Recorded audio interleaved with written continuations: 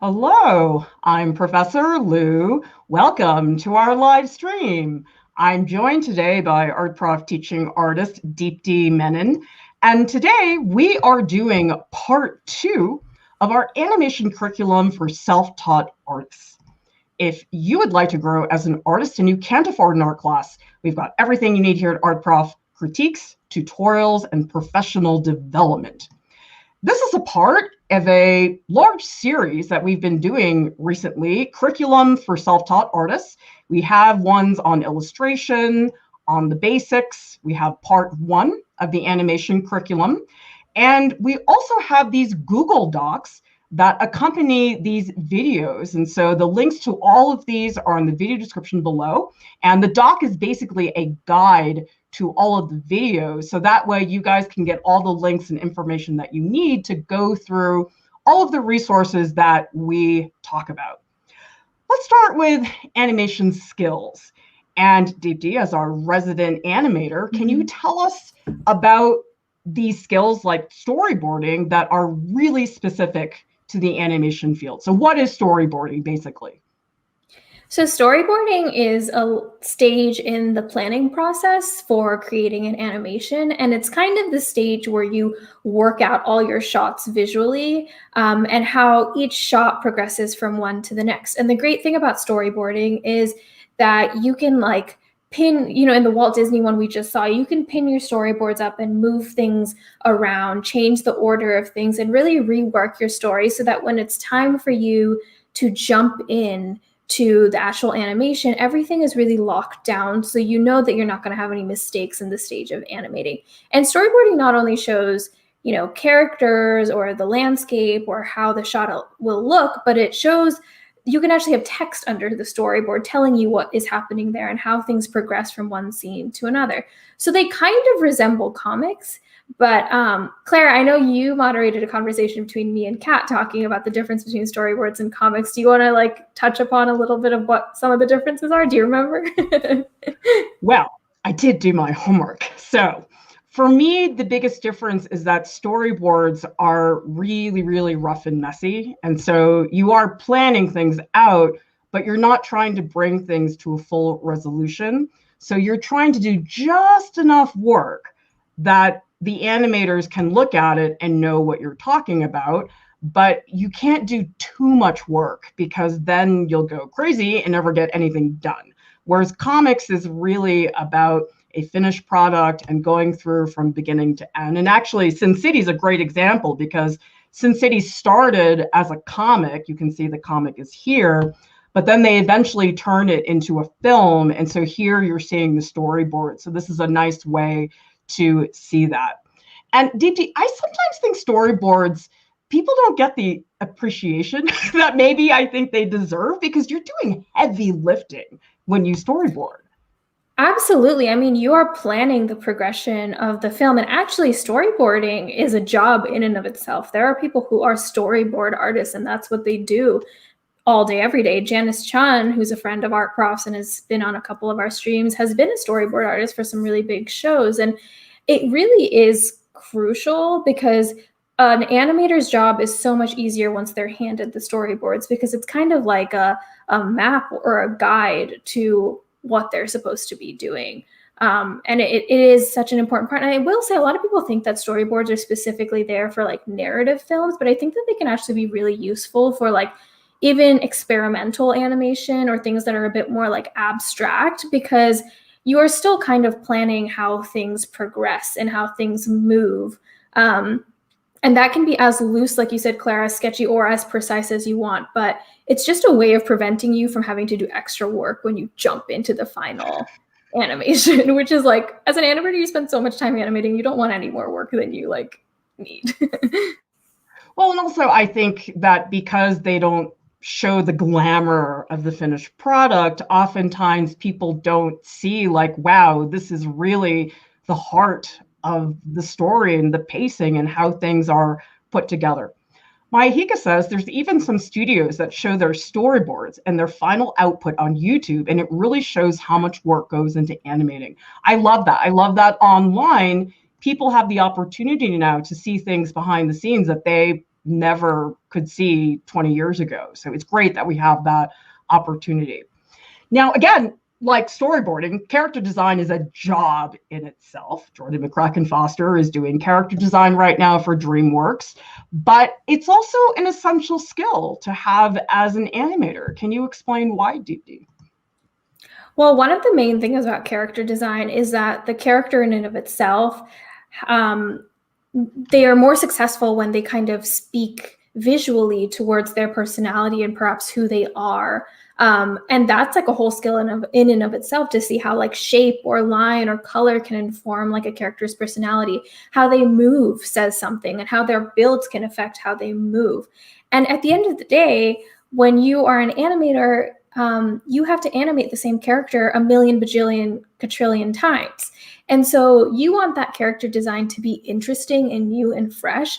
But unless you're working on the next Avatar movie that has a huge and a ton of budget, you also want your character to be something that you can see moving and you feeling like you can appropriately animate it in a film and not be worried about like the flaps moving. Like, the clothing is important. Just knowing that it's like a character that you're able to animate with the resources that you have is a challenge in and of itself. I'm very curious. Tell us in the chat, who's one of your favorite characters? Any animation that you guys have seen, any TV show? I'm just curious because I think oftentimes people think it's the look of the character that gets them excited, but I actually think the movement is a big part of it. Because like my favorite character is the Tasmanian Devil from Looney Tunes. Mm-hmm. And it's so much of it is the noise and the action, and yeah, it's a cute character, but so much of it is in the motion. I mean, I love the caterpillar from A Bug's Life, because he's so gloopy and he's like, "I'm a beautiful butterfly," and just his movements are so funny. And I think all of that has to do with kind of how he's designed too, and also the crocodile from, I think it's Alice in Wonderland, or is it? I don't remember, but I'll figure it out. But anyways, like you said, the movement and the character design work hand in hand in animation so well, and it informs each other. So that's really great too. And I was going to mention, this is a perfect side for that character design can go beyond like what we think of as traditional characters. It can really be about shapes interacting with each other and creating. This is a project I did in a character design class that was just about creating, I think it was like maximum 4 shapes touching each other, and what characters you could create or see through that. And like these shapes in and of itself could be characters. I can see these moving and I can imagine them moving, and they're a little bit more abstract and free. Basil says, animation always seems so cool. I never really know where to start though. Do you have any suggestions for people? Should they just pick one thing like a ball bounce and do that, or should they just doodle characters? What would you recommend, Deepti? I think it really depends on what part of animation interests you. I think throughout this stream, we'll talk about different kinds of animation. There's certain ones that you can do even using like Google Street View. We'll touch upon that later in the stream. Or if you like photography, you can do pixelation animation, stop motion. But I think just doing something that requires as little technology as possible is a really good way to start, because I think the technology side of animation is really what deters people a lot of times, because they think it needs a lot of equipment and a lot of stress. But we have a ton of animation tutorials on Art Prof, which I think are a great starting point, because I've taught most of them. And I really like showing people that animation is really accessible and you don't need too much. But yeah, find something that inspires you and just play around with how things can move, whether or not it's right or wrong. Just see what it can do. I mean, I just love the idea of animating something right away, because I did that ball bounce animation. I think Cian had me get something to move in 20 minutes. That's amazing. So something really straightforward is great. So what are we looking at here, Deepti? So this is from that same class, and we moved on from just basic shapes to actual faces. And I think there's 100 faces, maybe not. I think so though.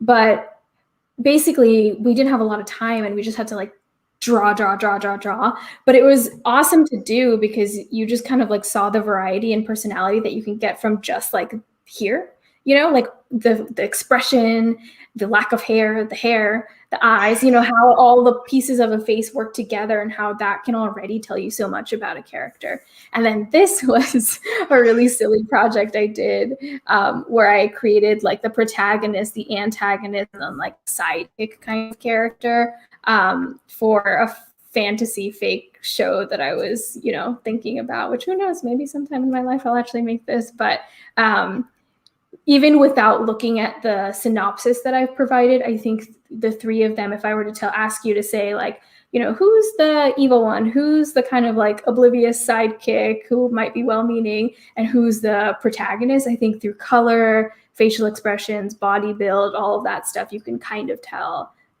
which is cool. All right, and of course we have many other streams talking about various topics in character design, like people of color and badass women, that you guys can check out later. Backgrounds, hugely important in animation, because as much as you've got characters don't really work if they don't have a specific environment to exist within. Yeah, like environment tells you so much about a character. If you see a very put together character, but then you walk into their room and it's an absolute disaster mess, that actually tells you a lot about the character's psyche probably, and how they present externally and how they might be in it, like as a homebody, or what they actually might be. But also the environment is just kind of like an essential part of building mood and narrative progression. You can actually show, like The Lion King is actually a great example of this. I just thought about like when Pride Rock gets taken over by Scar and his hyenas, it goes from this glowing, beautiful place of like lovely animal joy to like this dark, gloomy, awful place where like Scar, there's no food and stuff. So the environment can tell you what is happening in the narrative alone. I'm curious to know, people who are watching right now, how many of you guys want to maybe do animation professionally? How many of you guys have tried it? How many of you have done a little bit and maybe you want to do more? I'm just curious, because I don't have any desire to become a full-fledged animator, but I'll tell you, it was really fun to like dip my toes into it for a couple of our tutorials. I love this comment from Mayahika, which kind of encompasses what we were saying, which is not just character design, but world building is also a very important aspect of animation, as it sets the mood and where the characters are from. And I think that's really true. In the previous slide you had on, Clara, with Calvin's piece, Lotus Lantern, like I think the setting of where this character is, I mean, it's a really interesting character in the mirror, but I think you can tell a lot from this character just by the things that are placed on their nightstand or wherever this might be, and even just the color choices, the drapery, you can inform certain assumptions maybe through the setting, which is really awesome. Great comment from Wrigglesworth, who says, just making a couple seconds of an animation made me feel like a wizard, creating life from nothing. I instantly fell in love and want to push myself that way professionally. I bet that never goes away, right, Deepti? That magical moment. Oh my gosh, yeah, you're playing like master of the universe because you're creating your own universe. And it's even 1 second to me, or like not even a second, like a 3-second loop can feel so satisfying to know that like you just created that, and that's like your baby. I remember in film school, we'd create our thesis films, and then our thesis professors would be like, you just created a baby and now it's going to go like exist in the world. And like, you know, it literally feels like your child that you've like made, because it's just, you're the lighting designer. I mean, this is like, if you're making an independent film, of course, studios have, you know, people for everything, like we were saying. But if you're making your own animation, which a lot of people in our chat might be doing, you're like the storyboard artist, the lighting designer, the sound person, the character designer. Like it's like your universe, and you can do anything you want with it. All right, so let's go over some of the animation techniques. And it's really fun because a lot of these are sort of old school techniques that we're going to introduce you guys to. But you know what's funny, DP, is I find that as much as animation gets a lot more complicated in terms of software and technology, it almost feels like there's sometimes a pushback that people don't want to do the technology and they go back to some old school stuff, which we're going to see in some of the contemporary animation we're going to be looking at today. So what is a zoetrope? So it kind of predates animation. I think of Zoetrope similarly to Muybridge, who's someone we touched upon in the part 1 of this animation curriculum. So you guys should watch that. But it basically, I think it loops. All of them loop, but it's a cylindrical form that has frames of some simple movement, like a horse galloping, for example. And each frame is a bit of a progression. It's the next,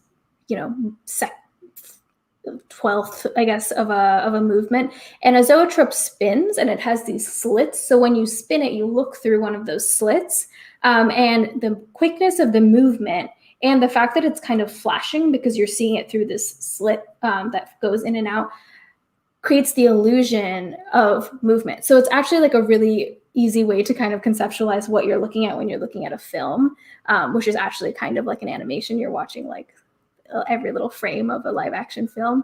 But I agree, like what you said, Clara, we're kind of seeing a resurgence of people working in this way, like zoetropes and really traditionally, and drawing from Muybridge, which I think is really cool.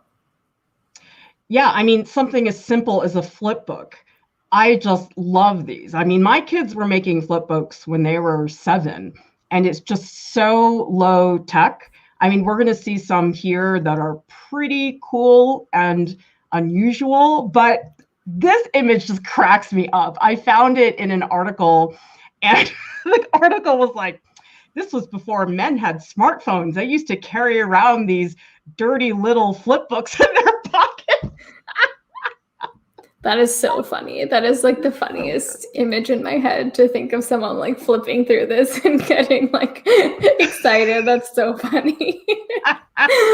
But yeah, I guess, like it's an old technology. And again, it comes down to like the idea of photography and old film and just the progression of images.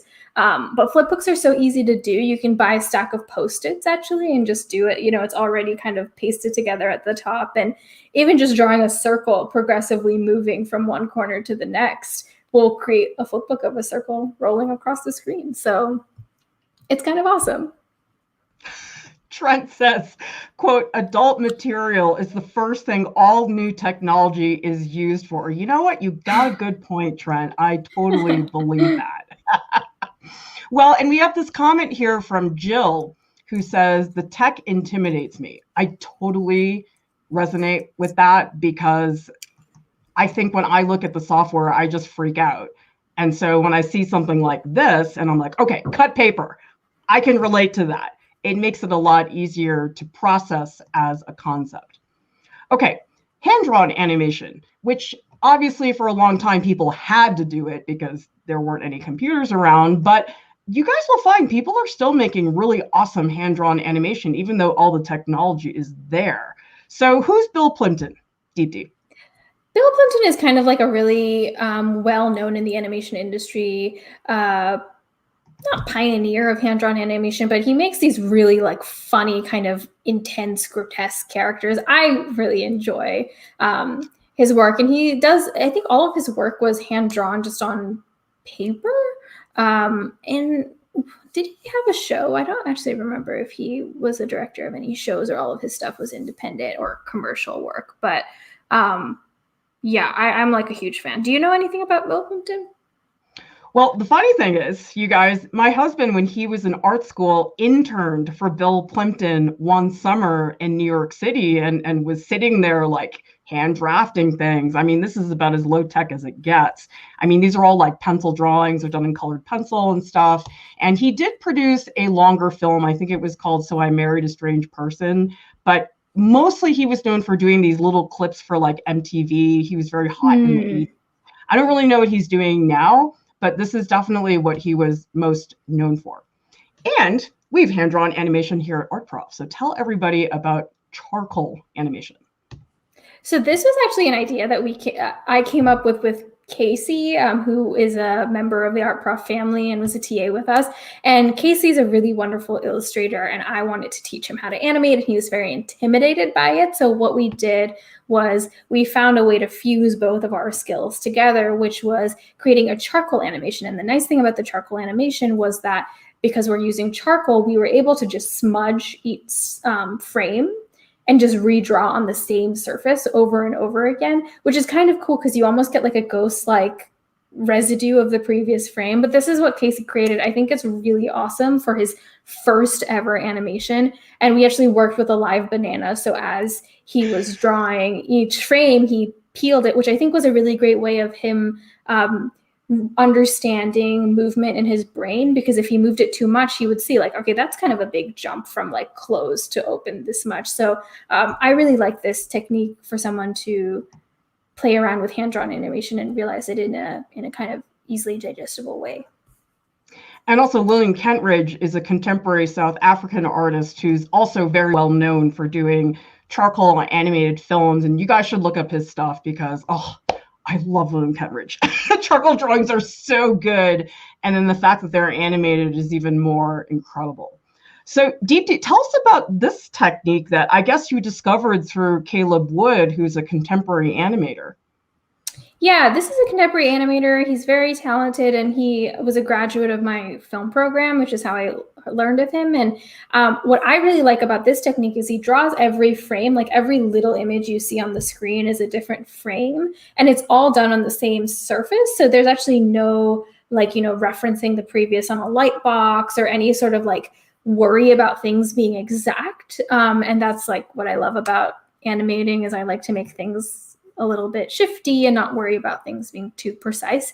So I essentially used what I don't know if he created it. I don't know who he was inspired by, but I found him and didn't really do much research after that. But so I created this piece, which was, I also just really loved because I also like to illustrate. I loved how it worked hand in hand, like it could be animated, but I actually have this up on my wall now as just an illustration. And people will be like, oh, that's really cool. And I would be like, did you know? It animates. It's a film, actually. You know, I was like, it is a film. So, and then people are like, you can actually see the progression with your eye, it like loops, which I think it's really cool. And it's pretty digestible. All I did was use 2 gel pens and my sketchbook and an app on my iPhone to create it, which is really fun.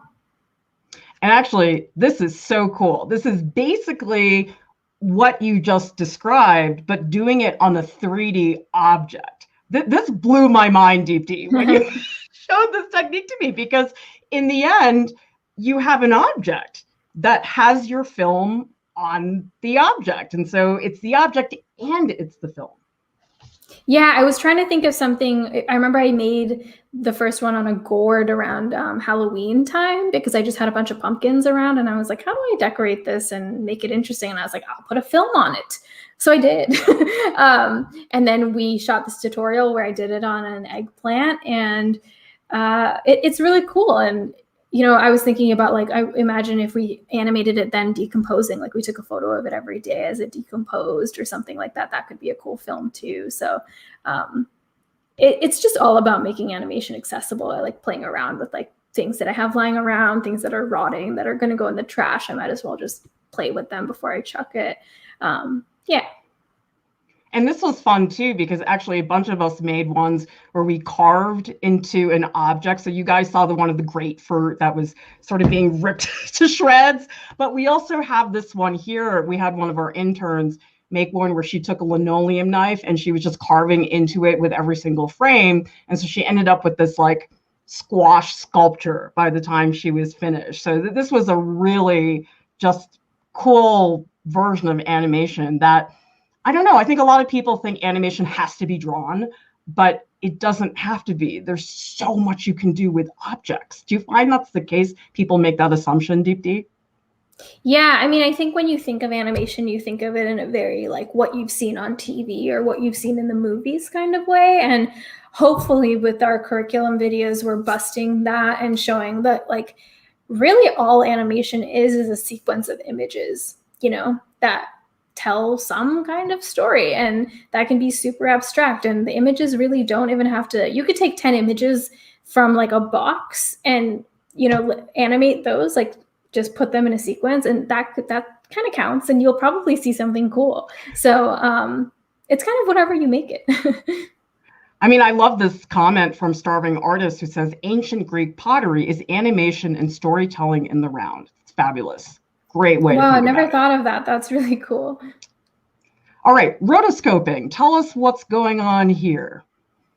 So rotoscoping is a technique where you use live action footage. And by live action, what I mean is film footage, basically, like, you know, if you were to record a person, and you draw over it, or you use that as like a basis basically for the animating. So here you can see Trace Loops used footage of the Beatles, I believe, and drew over it with pencil. And it creates this, like, it's very interesting to look at because the movement is kind of done already, you know, like you don't even have to worry about the movement, it's taken care of. And even the camera and the shots, all you're really doing is adding your own spin to it through how you address, how you trace. So I actually think rotoscoping is a great way for people to explore animation, because all you're thinking about is, what colors do I want to use? What materials do I want to use? But the movement is done. The shot is done, you know? So I think it's really cool. And a really famous use of rotoscoping is this Take on Me by Aha. Have you seen this video, Clara? Of course, I was a kid when this came out, Deep D. And tell us in the chat if you guys remember when this video came out. Deep D, our heads exploded. We all went, oh my God, we had no, like, this was such a moment in the 80s when this music video came out. So I'm just curious how many people remember this, because you look at it now and I actually think it sort of holds up pretty well, all things considered. Well, I think it's a fabulous way of like actually pulling the like Scooby-Dooing, taking the mask off of what rotoscoping is, you know, because you actually see it in action. You see like the drawing part, and then they like, especially in the scene, and then you see the video part, and you're like, oh, it's the same thing. It's just the technique has changed. It's gone from live action film to hand-drawn animation, but they're using the same, you know, template basically. But I think rotoscoping is so cool, and we have some awesome examples of like, you know, this person is, you can see the footage integrated a little bit more, honestly, like it's like two worlds colliding, and how they use the footage and then how they create a new world with it. It's really awesome. And you see it a lot in music videos, I think, because I don't know why, but I think that's cool. Well, it's a really great effect because it almost eliminates some of the decisions that you have to make in terms of the movement, and then you can really just focus on the colors and the composition and how you want to get those to move about. So it looks amazing. We have a comment from Mayahika that said, I tried rotoscoping and it taught me timing and different styles when I did animation during middle school. I think that's a great comment, because sometimes when you're animating, you're like, why is the timing not working? Why is the timing not working? And if you just rotoscope and, you know, figure out how it works in real life, the timing is done for you. You're just tracing, and as you're tracing, you kind of understand the progression. So that's really cool that you did that in middle school too. Like, what an early age to start animating. That rocks. And then we've got one from our own resident animator. Tell us how you made this one, Deep Deep. So this one, I remember shooting a video of my friend on my iPhone, and I just told him, just like, run at me. So he did. And every single frame of him running, I drew in Photoshop over, and I used a different like texture or style on the body. And then I was like, you know what, the head, I wanted to do something crazy. So that I just animated hand-drawn free, like not using the live action as a template for anything except for the movement of it coming forward. And I added some, you know, frills on the ground. So it was a really cool rotoscoping project because, again, the timing of the movement worked, but then I added my own twist with the face and the textures and stuff.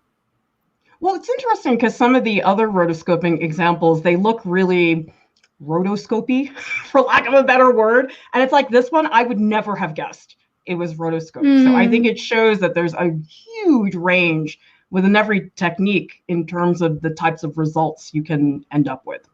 Okay, right. Let's go over stop motion. And oh my God, there's a whole world of stop motion. We're just going to barely touch the surface. But I love stop motion with cut paper. And I think it's such a simple technique, but the results are so fun. And we have a whole bunch of these examples that are part of a lesson plan that's on artprof.org.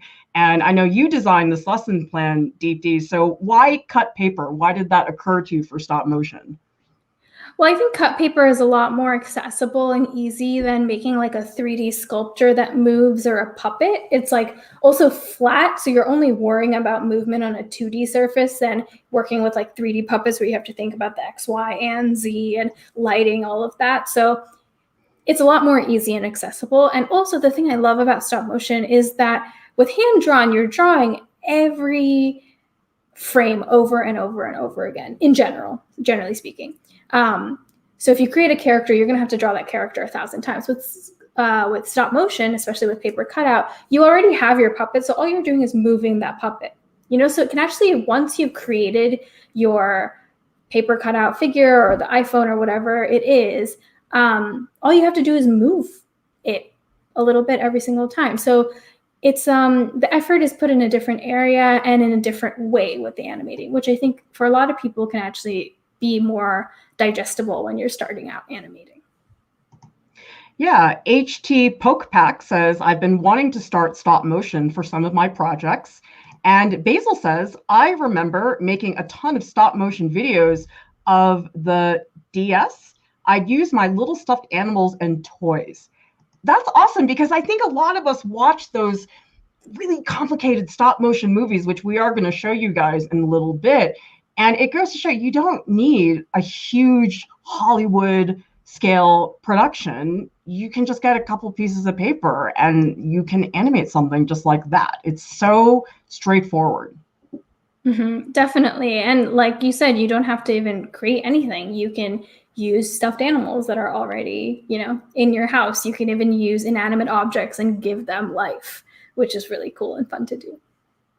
I mean, I have to say, Deepti, I got a soft spot for claymation. I don't know. It's so wonky and weird and jiggly, and I just like how unpolished it is. Tell me in the chat, how many of you guys remember when claymation came along? Because we're looking at some examples here by some of the interns we've had here at Art Prof. But for me, I remember it was all about Gumby. Gumby was like the wonky stop motion claymation that a lot of us knew in the beginning. Yeah, Gumby is iconic, and I also think Gumby is a fabulous character design for something that's so easy to recreate a million times, because it's like such a simple shape and such simple expressions. Like, I know stop motion, you're generally working with the same puppet, but Gumby existed for so many years that they probably had to make multiple Gumbys, and his design involved a little bit. But I love Gumby. I also love Wallace and Gromit. I think that's kind of an iconic stop motion. Nightmare Before Christmas is something that really inspired me. I don't know if this constitutes exactly as claymation, because I don't know what they used, but it is like a 3D claymation type as well, which is just so awesome. And Deepti, I know for you, Nightmare Before Christmas was really a milestone. I mean, that was when you had that moment when you realized that animation was such a amazing thing that you wanted to be a part of. Yeah, it really was a formative film for me. I thought, because at the time I hadn't really seen, and if you've seen a lot of my personal work, anyone who's watching it, it tends to be a little bit like creepy and grotesque. And I hadn't really seen animated films that had, like, especially Sally, who's the like long-haired female character. Like, she's a protagonist and lovely and beautiful in the film, but also like looks kind of grotesque, and is not what I was used to seeing for like a princessy kind of character. And I just loved the songs and the concept. So for me, it was a really big film as a child. I mean, Wallace and Gromit, those of you guys who remember when those came out, that was such a big bust, because we had never really seen anything like that before. And that's where I think so much of animation is about time period. Like, those of us who remember when that Aha music video came out and what a bust that was. And now people might look at this and not think it's such a big deal, but it's like, you remember those moments like they're sort of cemented in your childhood. I think animation has a way of doing that. Mm-hmm. And how about the Brothers Quay? They're a little different than Wallace and Gromit. Yeah, definitely a little bit more creepy, I would say, using strange materials. Also, just like the lighting design is like really moody in all of their films. But I kind of love all of the Brothers Quay stuff. I think it's just so creepy and bizarre and will undoubtedly make you feel something. What do you think of them? Oh my God, I love this stuff. Are you kidding? This is totally up my alley. But it's just nice to see this because I do think that animation, a lot of people do have stereotypes about what they think animation is. And so seeing people like the brothers Quay, I think it's a really nice antidote to that, to show like, hey, it doesn't always have to be a cartoon character. It doesn't always have to be a movie. And I just think the most important thing that we do, because we're not like an animation YouTube channel, but that we show you guys the range that, wow, there's more than just Pixar. We love Pixar, but I mean, this is so fun. This tutorial you did, Deepti, tell people how you did this.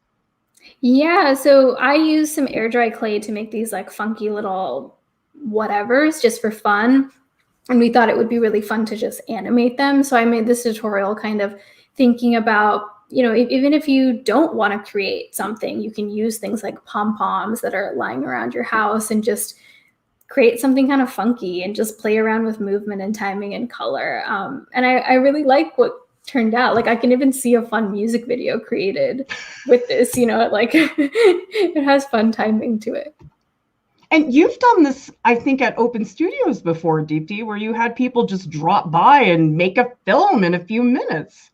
Yeah, so everything you're seeing on the screen here was just done by like a bunch of different people. I had a studio in Brooklyn and I was creating this music video. So this is part, like some of the paper cutouts you see here are parts of things that I made for this animated music video. And we were having an open studio and I was like, what should I do? What should I do? At the time, I couldn't show them the music video. So I was like, why don't I just make a collaborative film with everyone? So people that walked in, I taught them how to animate in like 5 seconds and was like, just move everything on the screen. And we shot like a second or two and created this collaborative film, which was really awesome. I mean, I just love looking at the process shots and seeing the mess. It's just really exciting. Now, this is weird, you guys. Okay, tell me in the chat, have you guys ever seen this before? It's called pixelation. And I guess people that go to film school know what we're talking about. But Deepti, when you showed me this, I was like, what? What is this? Yeah, it's super fun. Yeah, so it's pixelation, like with an I, pixelation, not pixelation, which is like a common misconception. Because if you look at pixelation, they'll show like another kind of like art form. But basically, this is like just animating with the human body, which like if you're really at a lack of like, or at a loss of like what to use your body. But basically it just makes you able to do things like drive a fake car on the ground or pretend like you're flying on your stomach. Or I mean, a lot of like, I think on TikTok and Vine, people do it now where they like take a photo of themselves jumping and they capture themselves like in the air, and like every single photo is of them jumping. So it looks like they're just like hovering through space. But it is super fun because you can make yourself do random crazy things. And look like a little bit of a nut, but it's silly and fun. And then there's also stuff like this where you're not drawing anything and you're maybe not even taking the photo yourself. So what's this? So this is part of a film by my friend Connor Griffith, who does this kind of replacement animation a lot. And what I believe he used to make this part of the film, or the whole film, but this section specifically, I think he used Google Maps and the Street View and captured just screenshots of different cars in this exact position and created this transformation where it looks like it's kind of like glitching. But it's a really good example of like, you actually don't need to do any of the image making. You can just do the editing and put together all of the frames, because there are tools like Google Images out there, or just, you know, you can find a bunch of pictures on Google and see what happens when you just edit them all together and put them at like a 12 frames per second rate. Connor's a really talented animator who works in unconventional ways. So if you guys are interested, you should check him out. And then Procreate, wow, whole world of animation that I did not know existed. And I know some of you guys have seen, we did the ball bounce animation with Cian Lark Reese, who was a guest artist, and I got to bounce a ball because Cian made this fabulous bounce guide, which made it so easy for me to understand. I would love to know what your experience, because I actually don't animate in Procreate at all. So what was your experience using that software and learning how to animate? Was it accessible, and did you find it easy to do to some extent? Oh yeah. I mean, I definitely think that Cian held my hand like the whole way through. I mean, I was not independent at all. I mean, I did find the walk cycle to be a lot harder to do than the ball bounce, but I mean, I was amazed that we made something as fast as we did, because I always think about animation as being really tedious, taking forever, and being a crazy amount of work. And so seeing that, like, wow, it doesn't have to be any of those things, that was a big relief to see that. Mm-hmm. Okay, how about GIF animations, Deep D? Because 50 years ago, it was all about animated featured film, but now with GIFs, it's a totally different world. Yeah, you're seeing GIFs everywhere now, like especially in editorial work. You know, it's not a lot of gigabytes. It's like small files, and they're all GIFs are essentially always looping. Whether the animation loops is like a, you know, artist decision, but most of the time when I see GIFs, they loop too, which is kind of cool. So they're these like forever animations, and what I love about them is animated GIFs are generally like very few frames because it's just a simple movement that you're seeing. So for a portfolio or when you're just starting out animating, it's actually great to create, like, instead of having to think of like a narrative film that's going to be 10 minutes long and take you like 3 months to do, you can just make like 10 GIFs that showcase in each one like a different skill of yours. Like even all of these GIFs from Genesis, you're seeing lighting design, background design, character design, movement, you know, like you're seeing a variety of her skills through these short GIFs, which I think are a really easy way to just at least start animating.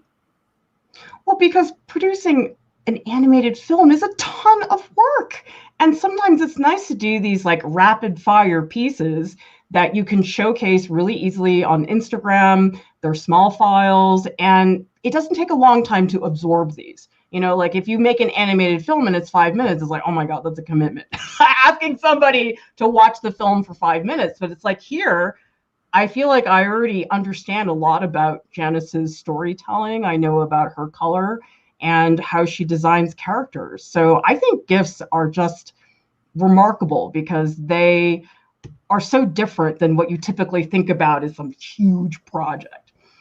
Okay, 3D animation. Oh my God, what a huge world. We are barely going to skim the surface, but I think what we want to show you guys is some of the stuff that's a little bit different than what you typically think of. I mean, this is Maya, which is the typical software that a lot of the studios use. But how cool is it, Deep D, to look at this? This is William Fetter, who was, I guess, the first guy to create like a computer model of a human. And then looking at films like Tron. Have you seen this movie? I have not. I didn't even know that they used any sort of like 3D animation. It's super not my forte, 3D stuff, but that's so crazy. And honestly, I kind of love how this looks. So wonky. Oh my gosh. I want to know who has seen this movie, because I'm sort of embarrassed that I haven't seen it because it's such a cinematic milestone. I think it's not just 3D. I think it's a combination of a bunch of techniques, but it's definitely, if you guys are going to film school, you should watch this film because all these things are hugely important about it in terms of cinematic history. I know a lot of people think about Pixar, obviously, when it comes to 3D, and they sort of rule that world now, starting with Toy Story. Do you remember when Toy Story came out, Deep D? I was only a year old, so I don't remember when it Oh, came out, but I know I'm aging myself. Um, but I mean, it's iconic regardless of if you were even born. I think that it's one of the, it's, you know, it's iconic, but, and it's like a really, really amazing example and like iconic. Oh my God, how many times am I going to say iconic? Of like 3D CGI animation. oh, looks like we got a lot of Tron people. Blue Wolf and Blue Wren, Slept Near, Starving Artist, and Soytonly. Yes, Jeff Bridges in it. He looks like he's 12. It's really funny. I That do was Jeff recommend it. Bridges. Hmm? That was Jeff Bridges. Yeah, that was Jeff Bridges. I know. He looks like he's 12. But I recommend this book. Any of you guys who are interested in big animation studios and the production, this book is a little bit sanitized. I sort of suspect that they were making things prettier than they really were, but it's a really great book. It's a good read as far as like getting behind the scenes. And then, do people remember this movie? This movie was so weird. Final Fantasy: The Spirits Within. It came out in 2001. And I guess it was their first shot at like trying to make realistic people with 3D. Did you ever see this movie, Deep D? No, but this is creepy. This is what my nightmares look like. It's like very like uncanny valley, you know, like it exists in that uncanny valley for me. It's like almost there, but not really. No, I don't. It's scary. Yeah.